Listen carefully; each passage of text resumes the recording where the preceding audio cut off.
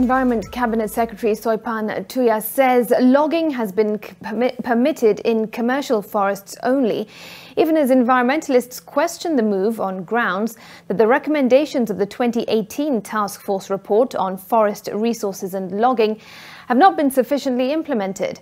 The Ministry of Environment is also planning to fence all gazetted forests in the country, as Bridget Singana reports. While launching the restoration of wetlands across the country at the Hor Guda wetland in North Hor Marsabit County, Environment Cabinet Secretary Soipan Tuya says climate change is a national security concern. Climate change comes second to terrorism as the biggest threat to our security in this country. Because with climate change, hakuna chakula, hakuna maji, na mizozo inaanza kuingia ndani ya communities. Since the lifting of the logging ban by the president, conservationists have termed the move premature without the full implementation of the 2018 Task Force report that recommended the ban. The 19-member committee then sought for a restructuring of the Kenya Forest Service Board, a forensic audit of the National Tree Inventory, income from the sale of plantation forests and expenditure. Some of the 26 recommendations have been implemented, but building the capacity of the Kenya Forest Service manpower, a core recommendation for the protection of these natural resources, has not been done. The plans we must put in place for managing our plantations and also managing our indigenous forests for the specific purposes that they are supposed to serve.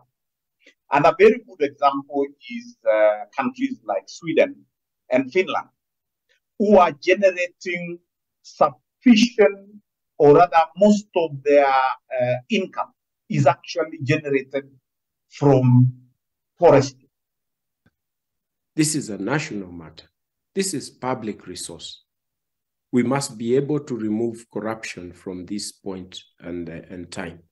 We must make hard decisions to ensure that every Kenyan survives, because more trees means life, means food, means water, means success of our economy in the best way possible.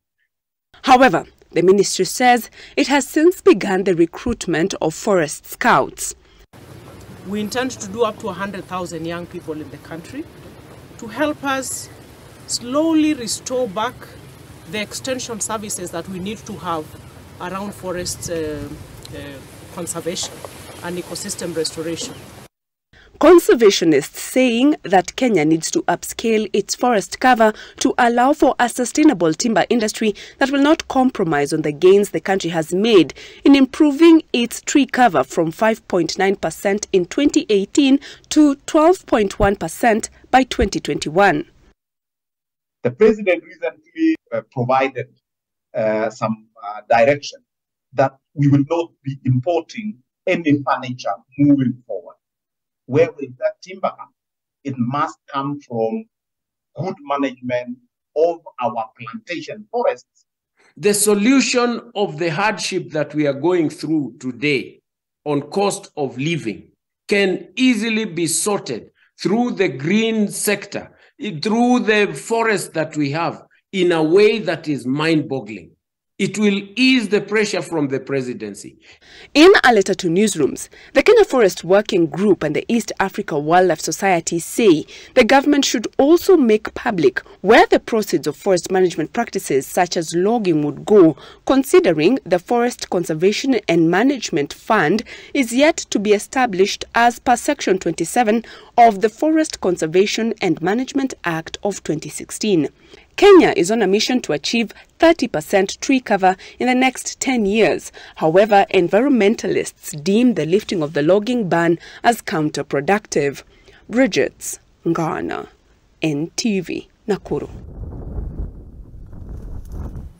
The Kenya Society for the Blind has called on the government to allocate it more funds to enable the institution run its affairs smoothly and continue